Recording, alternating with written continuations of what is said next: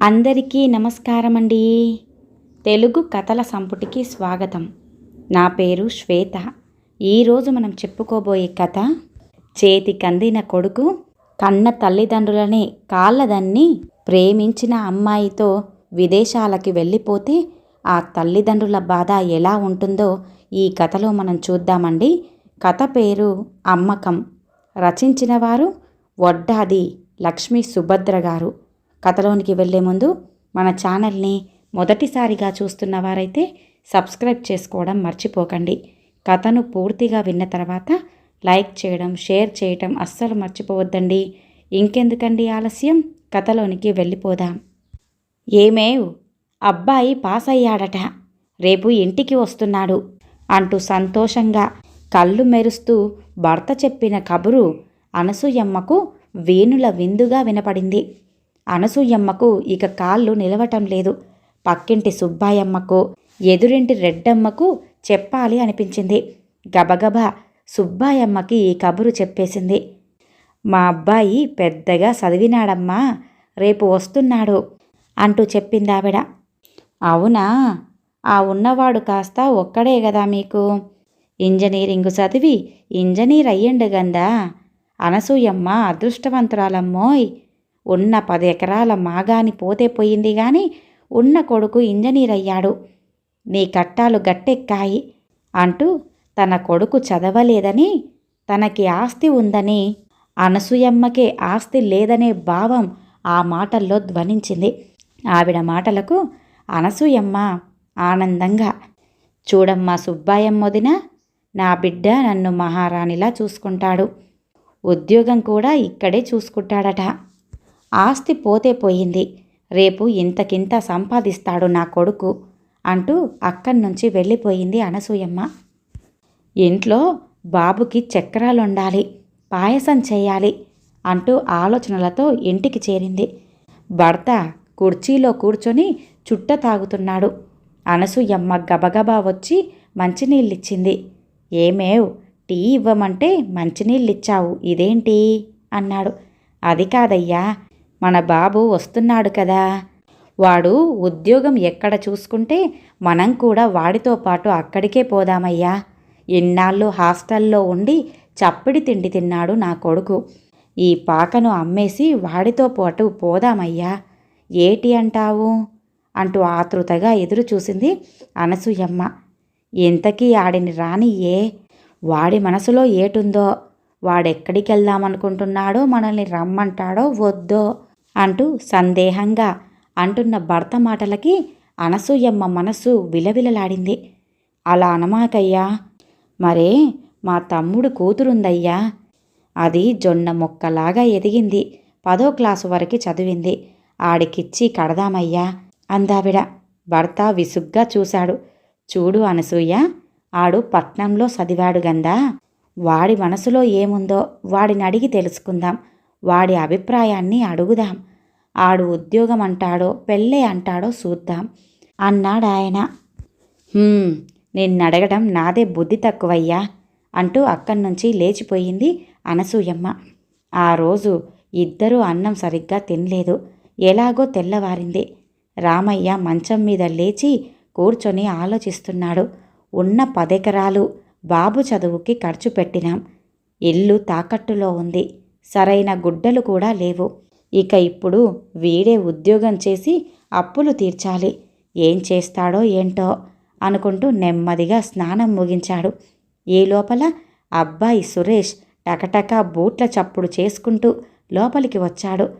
వంటగదిలో వంట పొయ్యి దగ్గర కట్టెలు పొయ్యిలోకి తోస్తూ ఆ వచ్చే పొగకి దగ్గుతున్న తల్లిని చూడగానే పట్నం బాబు సురేష్కి కడుపులో దేవినట్లయింది. అమ్మా అంటూ కొడుకు పిలుపు వినగానే తల్లి పరిగెత్తుకొచ్చి, తెల్లగా ఉన్న నా కొడుకు ఎక్కడ మాసిపోతాడో అన్న భయంతో దూరంగా నిలబడి కళ్ళమ్మట నీళ్లు కారుతూ ఉంటే చేతులు కడుక్కొని వచ్చి, మా నాన్నే వచ్చినావా, దా నాయనా దా అంటూ నులకమంచం వాల్చి దుప్పటి వేసి కూర్చోబెట్టింది. చేతులు పట్టుకొని, బాబు ఇక్కడే ఉద్యోగం చూసుకుంటావా, పాస్ అయినావంటగా, ఇక మా కట్టాలన్నీ తీరిపోయినట్టే కదా అంది తల్లి. అవునమ్మా, ఇక నువ్వు మహారాణిలాగా ఉండొచ్చు. నీకు మంచి ఇల్లు కొనిపెడతాను. ఈ కట్టెల పొయ్యి ఉండదు. Gas stove కొనిపెడతాను. సిల్కు చీరలు కొనిపెడతాను. అవే కట్టుకోవాలి. ఈ మట్టి గాజులు వద్దు, బంగారు గాజులు కొనిపెడతాను అంటున్న కొడుకు మాటలకి, ఏమయ్యోయ్, విన్నావా నా కొడుకు ఏం మాట్లాడుతున్నాడో అంటూ కళ్ళు మిలమిలా మెరుస్తున్నాయి అనసూయమ్మకి. రామయ్య ఆ మాటలు వింటూ అలాగే కూర్చున్నాడు. తండ్రి దగ్గరకు వెళ్ళి చేతులు పట్టుకొని, ఎలా ఉన్నావు నాన్న అంటూ ఆప్యాయంగానే అడిగాడు కొడుకు. తండ్రి కళ్ళెమ్మట నీళ్లు కారాయి. నాయనా, ఎలా ఉంటామురా? నీ చదువు కోసం నిన్ను వదిలి ఉన్నాం, కానీ నువ్వు లేకుండా మేముండగలమా? ఏదో ఇలా ఒంటరిగా గడుపుతున్నాం. నిన్ను చూడాలని ఇన్ని సంవత్సరాలుగా ఎదురు చూశాం. ఇప్పుడొచ్చావు, అదే చాలు మాకు అన్నాడు తండ్రి. సురేష్కి కూడా కళ్ళు వెంబటి నీళ్ళొచ్చాయి. అంతలోనే అమెరికా ప్రయాణం గుర్తుకొచ్చింది. నెమ్మదిగా తన మనసులో మాటలు ఒక్కొక్కటి తండ్రికి విపులంగా విప్పి చెప్పాడు. కొడుకు మాటలు విన్న తండ్రికి గుండె లవిసిపోయాయి. ఒరేయ్, అన్నీ తెలిసే చేస్తున్నావా? బుద్ధిగా నేను చెప్పిన అమ్మాయిని చేసుకుని ఇండియాలో మా దగ్గరే తగలడు అంటూ కోపంగా అని రామయ్య లేచి వెళ్ళిపోయాడు. చూడమ్మా నాన్న, మీరిద్దరూ ఇక్కడ ఉండి సుఖపడాలని నా ఉద్దేశం. అమెరికాలో ఇంతకన్నా పెద్ద చదువు చదవటానికి నాకు సీట్ వచ్చింది. అక్కడికే వెళ్దామనుకుంటున్నాను అంటూ విసుగ్గా అన్న కొడుకు మాటలకు మ్రాన్పడిపోయింది అనసూయమ్మ. అయ్యా, నన్ను వదిలిపోకురా, ఈడనే ఏదో ఒక ఉద్యోగం చేసుకో అయ్యా అంటూ కన్నీళ్లతో అంది తల్లి. అది కాదమ్మా, నేను అక్కడికి వెళ్తే నాన్న నువ్వు సుఖపడతారు. ఇక్కడ అంతా దరిద్రమే. నాలాంటి ఇంజనీర్లు బాగా సంపాదించాలంటే అమెరికా దేశమే బెటరు. ఇక్కడ నా ఉద్యోగానికి డబ్బులు ఎక్కువగా ఇవ్వరు అన్నాడు కొడుకు. ఇక్కడ ఉండి మంచినీళ్లు తాగొచ్చురా, పరుగెత్తి పాలు తాగే కన్నా ఇక్కడే ఉండయ్యా. నేను ఏ కూలో చేసుకునైనా అప్పులు తీర్చుకుంటానయ్యా. నువ్వు మాత్రం మా కళ్ళ ముందరే ఉండరా అంటూ తండ్రి ఎప్పుడొచ్చాడో కరాఖండిగా చెప్పేశాడు. కొన్ని రోజుల తర్వాత ఎవరో చిన్న కుర్రాడొచ్చి, పెదనాన్న, నీకోసం ఆయనెవరో వచ్చారు, నీతో మాట్లాడాలట అంటూ ఆ వచ్చిన పిల్లాడు వచ్చినట్టుగానే చెప్పేసి పరిగెత్తాడు. రామయ్యకు కొడుకు పట్టుదల గురించి బాగా తెలుసు. ఏమీ అనలేక ఆ వచ్చిన అతను ఎవరో తెలుసుకుందామని అటువైపుగా వెళ్ళాడు. అతను సారులాగా దర్జాగా ఉన్నాడు. అతను చెప్పిన కబురు విని మతిపోయింది రామయ్యకు. వచ్చిన అతను చెప్పింది విని ఇక ఏమీ మాట్లాడలేక కాగితం మీద సంతకం పెట్టాడు రామయ్య. మనసు 1000 ముక్కలవ్వగా ఆ వచ్చిన ఆగంతకుడు కొడుకును వెంట తీసుకుని వెళ్ళిపోయాడు. ఇక్కడ నదులున్నాయి, బంజరు భూమి కావలసినంత ఉంది, కొండల మీద భూమి ఉంది. మేధావులందరూ డాక్టర్లు, ఇంజనీర్లు అయ్యి ఇతర దేశాలకు పోతున్నారు. కన్న తల్లి సంవత్సరం మాత్రమే పాలిస్తుంది. ఈ జన్మభూమి ఈ మేధావులను అందరినీ చచ్చేంత వరకు చూడాల్సిందే కదా. ధనాన్ని, అన్నాన్ని, ధరించడానికి వస్త్రాలను ఇచ్చిన ఈ మాతృభూమిని కాదనుకుని పోతున్నారు ఈ మూర్ఖులంతా. వారికి మనస్సు ఎలా ఒప్పిందో ఏంటో. తను లోకం చూశాడు, కొద్దో గొప్పో చదువుకున్నాడు కాబట్టి కొడుకుని చదివించాడు. కానీ వీడు రెక్కలు రాగానే ఎగిరిపోతాడని ఆనాడు అతనికి తెలీదు. అసలు విషయం తెలిస్తే ఈ పిచ్చిది తట్టుకోగలదా అంటూ రామయ్య ఆలోచనలు పరిపరి విధాలా పోతున్నాయి. తల్లి వచ్చింది. ఏంటయ్యా అలా కూకున్నావు? ఆ పెట్టేంటి అంటూ తెరిచి చూసింది. అంతా డబ్బు, సుట్కేసు నిండా డబ్బు. ఏంటయ్యా ఇంత డబ్బు, నాకేనా అంటూ అడిగింది. అవునే, తీసుకో, ఇది నీకే అంటూ నిర్వికారంగా అన్నాడు రామయ్య. మన బాబుని 10 లక్షలకు అమ్ముకున్నాం అన్నాడు. ఏంటయ్యా ఆ మాటలు? చదువుకని అమెరికాకి వెళ్ళాడు కదా, అంతే కదా అంటూ అనసూయమ్మ మాటలకు నివ్వెరపోయాడు రామయ్య. మళ్ళీ వస్తాడయ్యా, కంగారు పడమాకు, ముందు వాడి చదివైపోయాక అప్పులు తీరుస్తాడులే అంటూ అనసూయమ్మ సంతోషంగా వంటింట్లోకి వెళ్ళిపోయింది. ఓసి పిచ్చిదానా, దీనికి ఎలా చెప్పాలో ఏంటో. కొడుకుని ఎంత గుడ్డిగా నమ్మింది. కొన్నాళ్లకు అదే తెలుస్తుందిలే అని అనుకున్నాడు రామయ్య. పాక బదులు చిన్న మేడ లేచింది. గొడ్డు గోద అన్నీ వచ్చాయి. అనసూయమ్మకు మెడ నిండా చేతి నిండా బంగారు ఆభరణాలు అమరిపోయాయి. కానీ కొడుకు జాడ మాత్రం లేదు. సంవత్సరాలు గడిచిపోతున్నాయి. అప్పులు తీరిపోవటం వల్ల అనసూయమ్మకు కాస్త మనస్థిమితంగా అనిపిస్తోంది. అప్పుడు కొడుకు గురించి ఆమెలో దిగులు బయలుదేరింది. ఒకరోజు ఉండబట్టలేక భర్తనడిగింది, ఏమయ్యోయ్, కొడుకు అమెరికా వెళ్ళి చాలా ఏళ్ళు గడిచింది. ఉత్తరం ముక్క రాసిన పాపాన పోలేదు. నిన్నడిగితే ఇదిగో ఫోను అదిగో ఫోన్లో కనుక్కుంటాను అని అంటావు. ఎప్పుడొస్తాడయ్యా, నాకు చూడాలనిపిస్తోంది అంటూ నిలదీయడంతో ఏం చెప్పాలో తెలియలేదు రామయ్యకు. ఏంటయ్యా అట్టా చూస్తావు, ఏంటి కథ అంటూ గట్టిగా అడిగింది. రామయ్యకు ఇక చెప్పక తప్పదేమో అనుకున్నాడు. చెబితే ఏమవుతుందో, చెప్పకపోతే ఊరుకునేలా లేదే అని అనుకున్నాడు. వాడికి తల్లి పట్ల ఈ భూమి పట్ల ప్రేమ భక్తి లేదనసూయ. వాడు ఇక నుంచి మనకు ఉత్తరం కూడా రాయడు. రాసే టైం ఉన్నా ఫోన్ చేసే టైం ఉన్నా రెండూ చెయ్యడు. ఇక వాడి గురించి మాట్లాడకు అన్నాడాయన.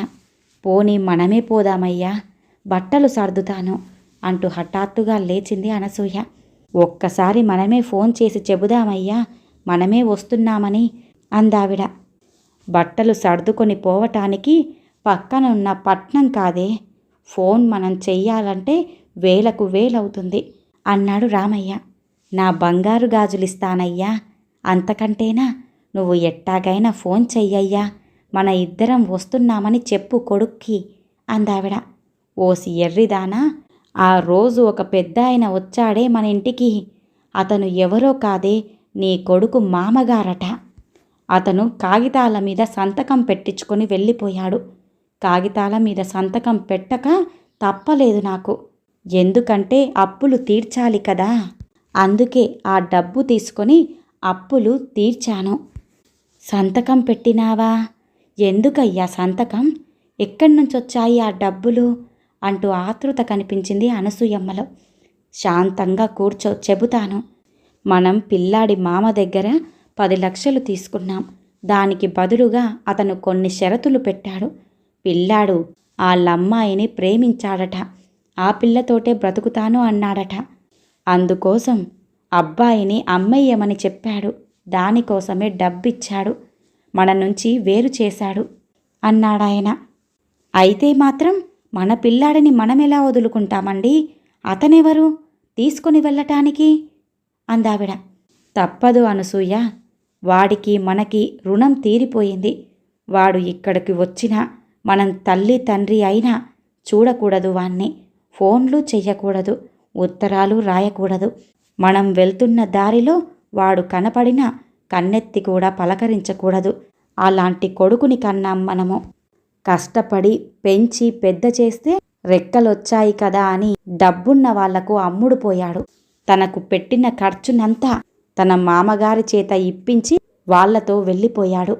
ఇక వాడికి మనకు ఏ సంబంధమూ లేదు అనసూయ అంటూ తన ధోరణిలో విరక్తి భావంతో రామయ్య చెప్పుకుంటూ పోతున్నాడు. అనసూయమ్మ అప్పటికే కుప్పకూలిపోయింది. మరి ఇక లేవలేదు. ఈ కథ ఇంతటితో సమాప్తమండి. విన్నారుగా. కష్టపడి అప్పులు చేసి మరీ పిల్లాడిని పెద్దవాణ్ణి చేసి చదువు చెప్పించి చేతికందాడు అని అనుకుంటుండగా ప్రేమించిన అమ్మాయితో రెక్కలు కట్టుకొని కన్న తల్లిదండ్రులను కాళ్ళదన్ని విదేశాలకు వెళ్ళిపోయిన కొడుకు కథ. మరి ఈ కథ గనుక మీకు నచ్చినట్లయితే లైక్ చేయండి, షేర్ చేయండి, అలాగే సబ్స్క్రైబ్ చేసుకొని మన ఛానల్ని ఎంకరేజ్ చేయండి. మీ యొక్క విలువైన అభిప్రాయాలను కామెంట్ రూపంలో తెలియజేయండి.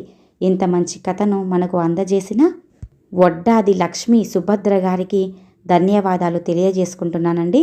మరొక మంచి కథతో మళ్ళీ కలుద్దామండి. నమస్కారం.